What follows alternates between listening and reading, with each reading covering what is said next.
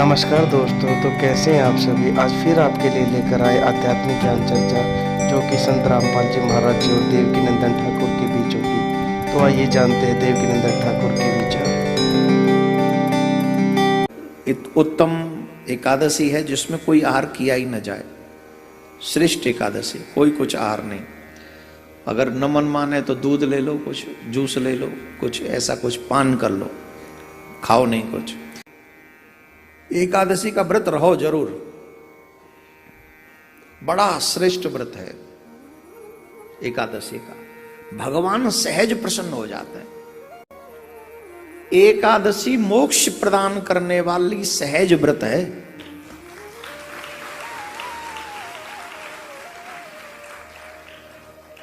जो जीव एकादशी का व्रत करते हैं उन्हें एकादशी का व्रत सहज मोक्ष प्राप्त करा देता है, गोविंद की प्राप्ति करा देता है। और ज्यादा सोना नहीं चाहिए। वैसे तो रात्रि में जागरण करना चाहिए एकादशी वाले दिन, पर वो हम जैसों के लिए, तो मैं तो खुद अपने लिए तो मेरे लिए भारी है।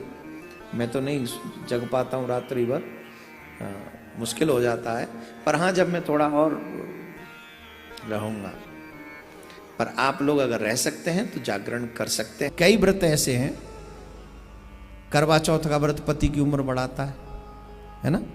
वैसे ही नारायण को मनाने का सबसे सुंदर व्रत है एकादशी का व्रत। राम कृष्ण हरि तीनों ही एक ही हैं, 500 नहीं है, पर तीनों ही उससे प्रसन्न होते हैं एकादशी के व्रत से। तो इसलिए व्रत रखना चाहिए। तो दोस्तों, ये थे देवकीनंदन ठाकुर के विचार, जो आपने इस वीडियो के माध्यम से सुने।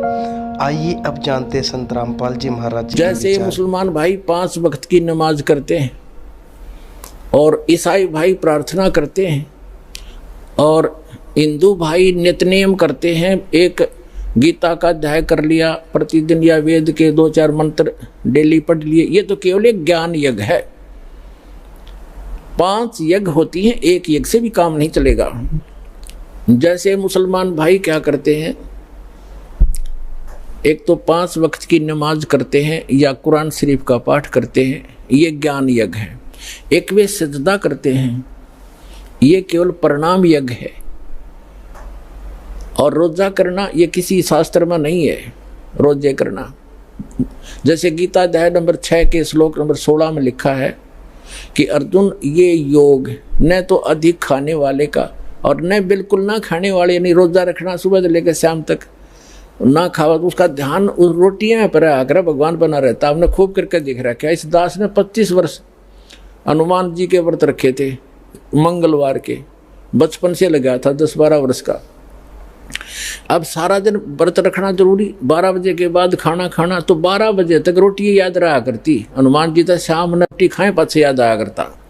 खाना खाने के बाद दिल करा करता है हनुमान चालीसा कर लूँ। तो जिसको कोई अभाव है किसी वस्तु का, वो भक्ति नहीं कर सकता। तो इस प्रकार ये जो व्रत हैं, ये गीता जी में रिजेक्ट किए हैं कि ना तो घना खाने वाले का और ना बिल्कुल ना खाने वाले का और न ही घना जागने वाले का, लोग दिखा बैठा रहे, और ना ज़्यादा सोने वाले का। ये कभी सफल नहीं होता। इसके लिए क्या बताया है कि प्रथम अंदल संयम राखै, योग युगत सब सतगुरु भाखै। सतगुरु बतावेगा ये सारी योग युक्ति। अंदल संयम करे, खाना खावे अवश्य खावे, इतना भी नहीं खावा दड़ी पक्का खा लिया फिर अगड़ाई टूटे नींद आवे। और इतना भी नहीं खावे कि आँख मुछीरें कति कंडे में हो जा शरीर। रोटी खाओ अवश्य खाओ, ज़्यादा नहीं खावे। जीने के लिए खावे, खाने के लिए नहीं जीवे, एक नियम है इसका। कहते सतगुरु बताएंगे ये सब योग युक्ति। अब देखिएगा 16वें श्लोक में फिर स्पष्ट करता है ये काल कि अब फिर कहता है कि न तो एकांत स्थान पर बैठने से योग पूर्ण हो सकता, और खुद कह भी रहा कि एकांत स्थान पर बैठो। अब देखो इसी के 6 के 16वें में देखो, अध्याय नंबर 6 के श्लोक 16 में, अब 15 हमने पढ़ लिया। अब कहता मुझ में रहने वाली या मेरे तक रहने वाली ही शांति प्राप्त होती। काल तक रह गया तो शांति नाम की चीज ही नहीं है। जन्म मृत्यु कर्म दंड ज्यों का तो रह जाता। अब 16वें में कहा है कि अर्जुन न तो अर्जुन यह योग न तो बहुत खाने वाले का और न बिल्कुल न खाने वाले का। यानी न तो अब ये एकांतम है ना, ये देखो, न अति अंश असनत तु योग अस्ति च न एकांतम अन अंशत न अंशत, यानी अर्च एकांतम। अब एकांतम का अर्थ इन्होंने इकट्ठा कर दिया, बिल्कुल कर दिया। अब एकांतम माने एकांत स्थान पर भी बैठने वाले का योग पूर्ण नहीं होता, न घना खाने वाले का और न बिल्कुल न खाने वाले का, न तो अधिक खाने वाले का या बिल्कुल न खाने वाले का, और न एकांत स्थान पर बैठने वाले का, और न ज़्यादा सोने और आलसी का सोने वाले का, और न अधिक जागने वाले का ये योग सफल होता है।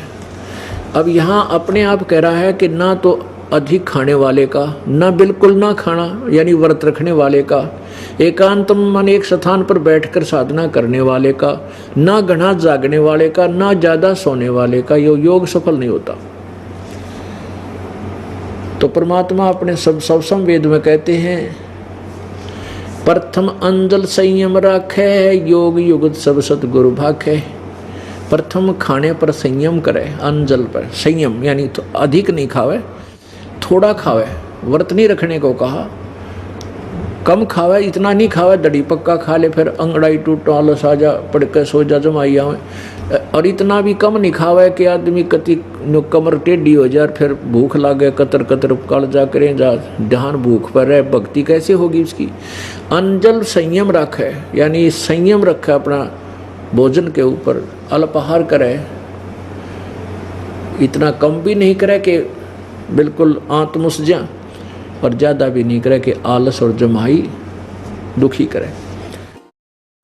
तो दोस्तों आइए अब जानते हैं करवा चौथ के संबंध में उन महापुरुषों की वानियाँ और पूर्ण परमात्मा की अमर कथा संत रामपाल जी महाराज जी के मुख कमलों से। तीर्थ व्रत करे जो प्राणी, तिनकी छूटत है नहीं खानी। ये 14 नौमी 12 व्रतम, जिनसे जम जोरा नहीं डरतम। कर एकादशी संजम सोई, करवा चौथ गदेरी होई। 8 साते करे कंदूरी, सो तो बने नीच घर सूरी। अपने आत्माओं कितनी गजब की बात की है, भगवान ने कमाल कर रखा है कि ये 14 नौमी 12 का कोई भी किसी प्रकार का व्रत है, जो ये करते हो इससे काल के दूत नहीं डरेंगे, तुम्हारी चोटी पकड़ कर ले जाएंगे। ये साधना ठीक नहीं। करें एकादशी संजम सोई, करवा चौथ गदेरी होई।